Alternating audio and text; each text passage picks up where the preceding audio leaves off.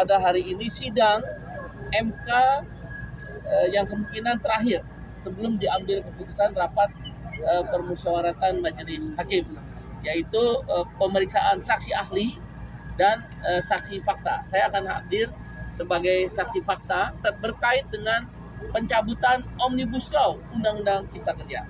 Sikap Partai Buruh, KSPI, dan Serikat Buruh lainnya jelas, yaitu cabut Omnibus Law Undang-Undang Cipta Kerja, khususnya di klaster ketenaga kerjaan.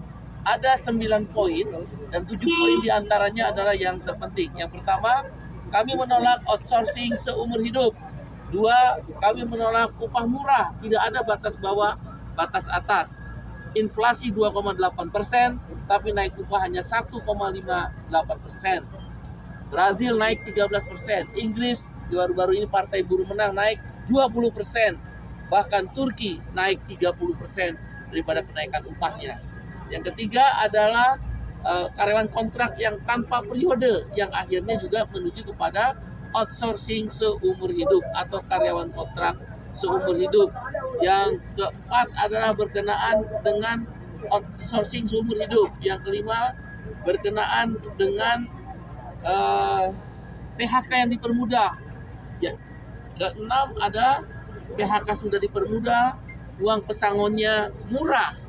Ya, memang di sini dikatakan sesuai ketentuan 1 kali aturan yang diatur dalam undang-undang. Tapi dalam pelaksanaannya itu hanya 0,5 kali aturan.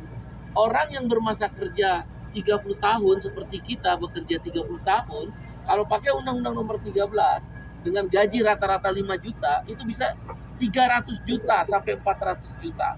Minimal 200 juta pesangonnya. Tetapi dengan menggunakan Undang-Undang Cipta Kerja, pesangonnya hanya 20 juta.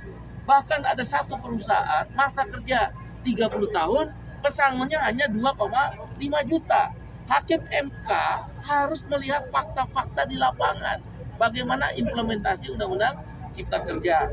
Dan yang nomor 2 yang terakhir, kami meminta Hakim MK nanti dalam gugatan berikutnya. Bila mana Hakim MK tidak mendengarkan 7 poin ini, yaitu saya ulangi, upah murah, outsourcing seumur hidup, karyawan kontrak tanpa periode seumur hidup, PHK dipermudah, kemudian pesangon murah, tenaga kerja asing.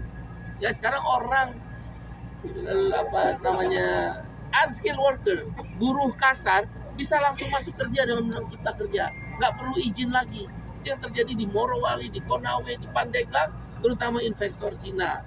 Ya, dan yang ketujuh adalah perihal cuti, di mana cuti panjang dihapus. 6 tahun masa kerja kita harus istirahat 2 bulan loh. Itu dihapus oleh Undang-Undang Cipta Kerja. Apa tujuannya menghapus cuti 2 bulan itu? Dan buruh perempuan yang cuti haid dan cuti melahirkan mengambil haknya, itu tidak ada kepastian upah.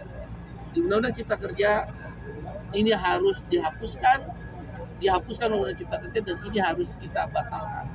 Sekali lagi, mogok nasional kami lakukan bila mana hakim tidak memperhatikan 7 poin yang telah saya sebutkan tadi di dalam Undang-Undang Uji Materi. Mogok nasional akan dilakukan setelah ada keputusan MK, sehingga 2 minggu sampai 1 bulan kemudian, atau paling lambat 1 bulan, kita akan menentukan mogok nasional, stop produksi 5 juta buruh di 384 kabupaten kota.